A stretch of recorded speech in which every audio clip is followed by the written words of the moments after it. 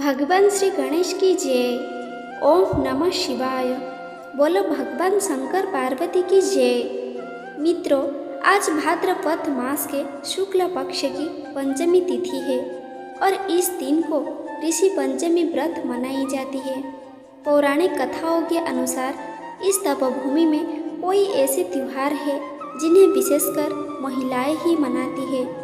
इन्हीं में शामिल एक त्योहार या व्रत है ऋषि पंचमी व्रत। भाद्रपद के शुक्ल पक्ष की पंचमी को यह त्योहार मनाया जाता है। इसमें महिलाएं अखंड सौभाग्यवती के लिए सप्त ऋषियों की पूजा बंधन कर व्रत रखती है। श्रेष्ठ अनुसार ऋषि पंचमी व्रत के दिन सप्त ऋषि की पूजा की जाती है।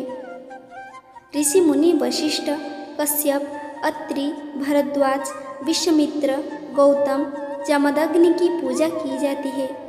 मान्यता है कि जो महिला इस 7 ऋषियों की पूजा के लिए विधि विधान से व्रत रखती है, उनके जीवन के सभी कष्ट दूर हो जाते हैं और उन्हें अखंड सौभाग्यवती होने का फल मिलता है। भाद्रपद शुक्ल पंचमी के दिन ऋषि पंचमी मनाई जाती है। इस वर्ष यह 20 सितंबर को मनाई जा रही है, यानी कि आज। ऋषि पंचमी की व्रत कथा को सुनने मात्र से ही समस्त पापों से मुक्ति मिल जाती है। तो आज मैं आपको सुना रही हूँ बहुत ही दुर्लभ कथा। इन कथाओं को बड़ी ही श्रद्धा और प्रसन्न चित्त मन से पूरा अवश्य सुनिएगा। अतः श्री ऋषि पंचमी व्रत कथा प्रारंभ। श्री ऋषि पंचमी व्रत प्रथम कथा। विदर्भ देश में उत्तक नाम के एक सदाचारी ब्राह्मण निवास किया करते थे। उनकी पतिव्रता पत्नी सुशीला से एक पुत्री और एक पुत्र का जन्म हुआ था। पुत्र सुविभूषण ने वेद का सांग पांग अध्ययन किया। कन्या का समयानुसार एक सामान्य कुल में विवाह कर दिया गया, पर विधि के विधान से वह कन्या विधवा हो गई। तब वह अपने सतीत्व की रक्षा पिता के घर रह करके करने लगी। एक दिन कन्या माता पिता की सेवा करके एक शिलाखंड पर शयन कर रही थी, तो रात भर में उसके सारे शरीर में कीड़े पड़ गए। सुबह जब कुछ शिष्य ने उस कन्या को अचानक इस हालत में देख उसकी माता सुशीला को निवेदन किया कि माता, गुरुपुत्री के दुखों को देखिए।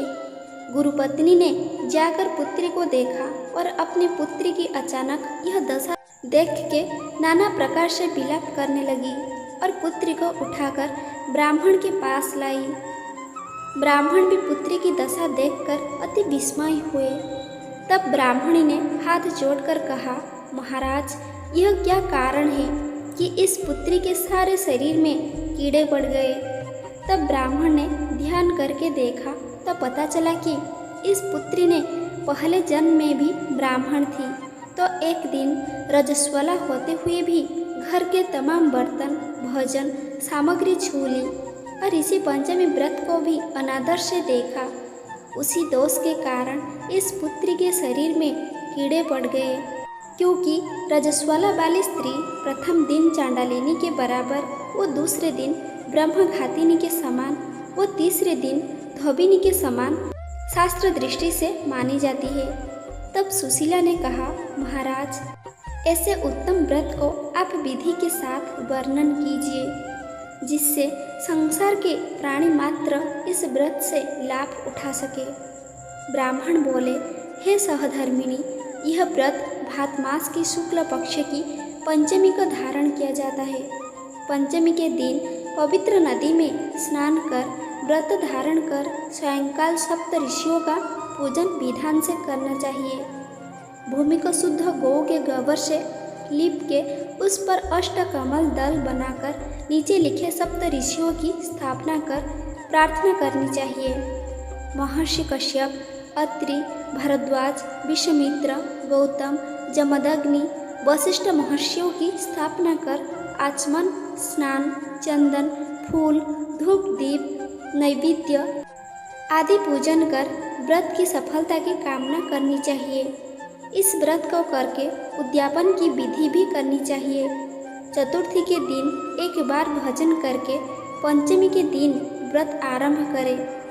सुबह नदी या जलाशय में स्नान कर गोबर से लिपकर शरबत भद्र चक्र बनाकर उस पर कलश स्थापना करें। कलश के कंठ में नया वस्त्र बांधकर पूजा सामग्री एकत्र कर अष्टकमल दल पर सप्त ऋषियों की सुवर्ण प्रतिमा स्थापित करें।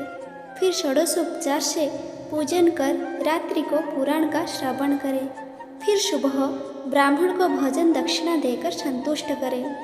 इस प्रकार इस व्रत का अध्ययन करने से नारी सुंदर रूप लावण्य को प्राप्त होकर सौभाग्यवती होकर धन व पुत्र से संतुष्ट हो उत्तम गति को प्राप्त होती है।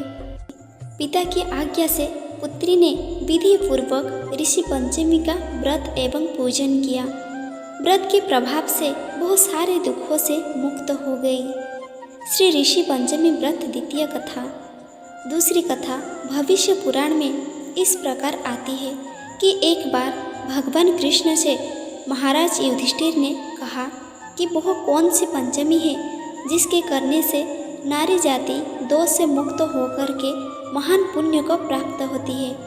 आप मुझे संक्षेप में श्रवण कराइए।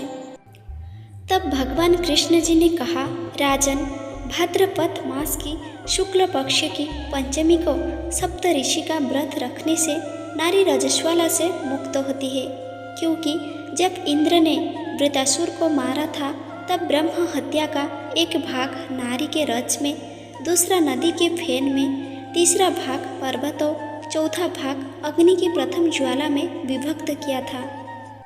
इससे हर जाति की नारी रजस्वला होने पर प्रथम दिन चांडालिनी, दूसरे दिन ब्रह्मघातिनी और तीसरे दिन धोबिन की तरह दोषी होती है। हे राजन, सतयुग में विदर्भ नगरी में स्वयंजित नामक राजा हुए थे। वह ऋषियों के समान थे।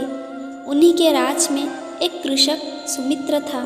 उसकी पत्नी जयश्री अत्यंत पतिव्रता थी। एक समय वर्षा ऋतु में जब उसकी पत्नी घर के कामों में लगी हुई थी तब वह रजस्वला हो गई। उसको रजस्वला होने का पता लग गया, फिर भी वह घर के कामों में लगी रही। कुछ समय बाद वह दोनों स्त्री पुरुष अपनी अपनी आयु भोग कर मृत्यु को प्राप्त हुए। जयश्री तो कुतिया बनी और सुमित्र को रजस्वला स्त्री के संपर्क में आने के कारण वेल की योनि मिली, क्योंकि ऋतुदोष के अतिरिक्त इन दोनों का कोई अपराध नहीं था। इसी कारण इन दोनों को अपने पूर्व जन्म का समस्त विवरण याद रहा। वे दोनों कुतिया और वेल के रूप में उसी नगर में अपने बेटे सुचित्र के यहाँ रहने लगे। धर्मात्मा सुचित्र अपने अतिथियों का पूर्ण सत्कार करता था। अपने पिता के श्राद्ध के दिन उसने अपने घर ब्राह्मणों को भोजन के लिए नाना प्रकार के भोजन बनवाए। जब उसकी स्त्री किसी काम के लिए रसोई से बाहर गई हुई थी तो एक सर्प ने रसोई की खीर के बर्तन में विष वमन कर दिया। कुतिया के रूप में सुचित्र की माँ कुछ दूर से सब देख रही थी। पुत्र की बहू के आने पर उसने पुत्र को ब्रह्म हत्या के पाप से बचाने के लिए उस बर्तन में मुँह डाल दिया। सुचित्र की पत्नी चंद्रवती से कुतिया का यह कृत्य देखा न गया और उसने चूल्हे में से जलती लकड़ी निकालकर कुतिया को मारी। बेचारी कुतिया मार खाकर इधर उधर भागने लगी। चौके में जो झूठन आदि बची रहती थी वह सब सुचित्र की बहू उस कुतिया को डाल देती थी, लेकिन क्रोध के कारण उसने वह भी बाहर फेंकवा दी। सब खाने का सामान फेंकवा कर बर्तन साफ करके दोबारा खाना बनाकर ब्राह्मणों को खिलाया। रात्रि के समय भूख से व्याकुल होकर वह कुतिया वेल के रूप में रह रहे अपने पूर्व पति के पास आकर बोली, हे स्वामी, आज तो मैं भूख से मरी जा रही हूँ। वैसे तो मेरा पुत्र मुझे रोज खाने को देता था, लेकिन आज मुझे कुछ नहीं मिला। सांप के विष वाले खीर के बर्तन को अनेक ब्रह्म हत्या के भय से छूकर उनके न खाने यज्ञ कर दिया था। इसी कारण उसकी बहू ने मुझे मारा और खाने को कुछ भी नहीं दी। तब वह बेल बोला, हे भद्रे, तेरे पापों के कारण तो मैं भी इस योनि में आ पड़ा हूँ। और आज ये बोझा ढोते ढोते मेरी कमर टूट गई है। आज मैं भी खेत में दिन भर हल में जोता रहा। मेरे पुत्र ने आज मुझे भी भोजन नहीं दिया और मुझे मारा भी बहुत। मुझे इस प्रकार कष्ट देकर उसने इस श्राद्ध को निष्फल कर दिया। अपने माता पिता की इन बातों को सुचित्र सुन रहा था। उसने उसी समय दोनों को भरपेट भोजन कराया और फिर उनके दुख से दुखी होकर वन की ओर चला गया। वन में जाकर ऋषियों से पूछा कि मेरे माता पिता किन कर्मों के कारण इन नीची योनियों को प्राप्त हुए हैं और अब किस प्रकार से इनको छुटकारा मिल सकता है। तब सर्वतमा ऋषि बोले, तुम इनकी मुक्ति के लिए पत्नी सहित ऋषि पंचमी का व्रत धारण करो तथा उसका फल अपने माता पिता को दो। भाद्रपद महीने की शुक्ल पंचमी को मुख शुद्ध करके मध्याह्न में नदी के पवित्र जल में स्नान करना और नए रेशमी कपड़े पहनकर अरुंधति सहित सप्त ऋषियों का पूजन करना। इतना सुनकर सुचित्र अपने घर लौट आया और अपने पत्नी सहित विधि विधान से पूजन व्रत किया। उसके पुण्य से माता पिता दोनों पशु योनियों से छूट गए और उनको स्वर्ग में जगह मिला। हे राजन, जो स्त्री इस व्रत को विधि के साथ करती है तथा श्रद्धा से सप्त ऋषियों का पूजन करे, वह नारी भयंकर दोष से छूटकर शीघ्र ही धन, पुत्र, पौत्र आदि सुख सौभाग्य रूप को पाती है। इस व्रत को करना नारी जाति का मुख्य कर्तव्य है।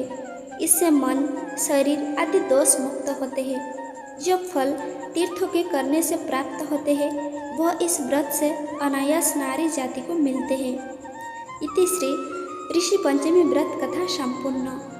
बोलो हर हर महादेव।